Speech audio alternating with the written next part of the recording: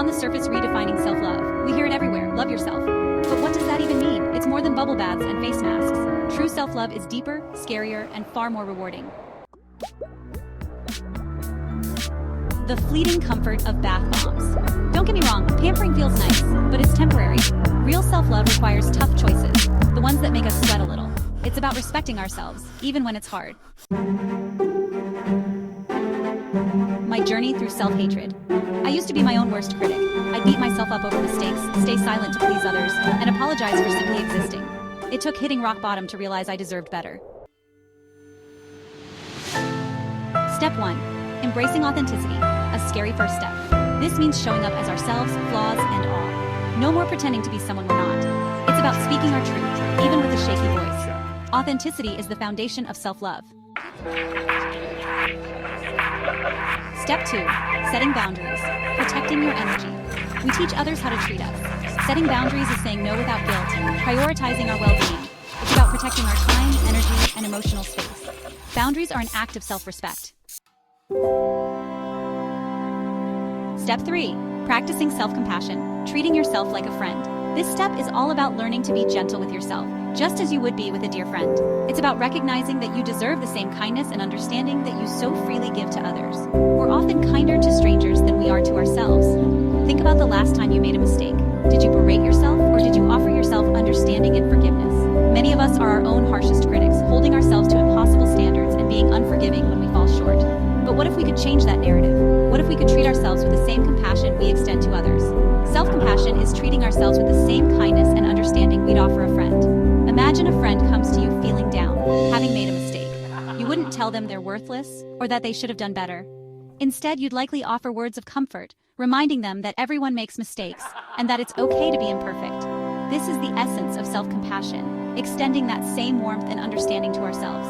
It's silencing the inner critic and offering ourselves grace. This means recognizing when we're being too hard on ourselves and consciously choosing to be kinder. It involves acknowledging our struggles and imperfections without judgment, and understanding that these experiences are part of being human. Practicing self-compassion can be transformative. It can reduce stress, improve our mental health, and help us build a more positive relationship with ourselves. So the next time you find yourself being overly critical, pause and ask, what would I say to a friend in this situation? Then offer those same words to yourself. Remember, you deserve the same compassion and kindness that you give to others. Treat yourself like a friend, and watch how your relationship with yourself begins to change for the better.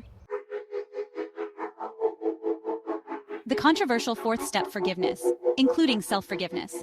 This one's tough. Forgiveness is a concept that many of us struggle with, especially when it comes to forgiving ourselves. It's easy to hold on to the mistakes we've made, the wrongs we've committed, and the pain we've caused. We often replay these moments in our minds, letting them define who we are and how we see ourselves. But what if we could let go of that burden? What if we could find a way to forgive ourselves and move forward with a lighter heart? Forgiving ourselves for past mistakes, for the ways we've hurt ourselves and others, can feel impossible. We might think that by holding on to our guilt and shame, we're somehow making amends for our actions, but in reality, we're only hurting ourselves more. The weight of these emotions can be overwhelming, affecting our mental and physical health. It's important to remember that everyone makes mistakes. It's a part of being human. What matters is how we learn from those mistakes and grow as individuals. But holding on to shame and guilt keeps us stuck. It prevents us from moving forward and living our lives to the fullest. When we dwell on our past mistakes, we miss out on the present moment and the opportunities it brings. We become trapped in a cycle of self-blame and regret, unable to see the good in ourselves and the potential for change. It's crucial to break free from this cycle and give ourselves the grace to heal. Forgiveness, while difficult, is the key to unlocking true freedom and self-love. It allows us to release the negative emotions that weigh us down and embrace a more positive and compassionate view of ourselves. By forgiving ourselves, we open the door to self-acceptance and inner peace. It's a journey that requires patience and self-compassion, but the rewards are immeasurable. We become more resilient, more understanding, and more capable of loving ourselves and others. So, take a deep breath, let go of the past, and give yourself the gift of forgiveness. You deserve it. The transformative power of true self-love. This journey isn't easy. It requires us to confront our deepest fears and insecurities, to face the parts of ourselves we've long ignored or suppressed. It's about peeling back the layers of societal expectations and personal doubts to uncover the essence of who we truly are.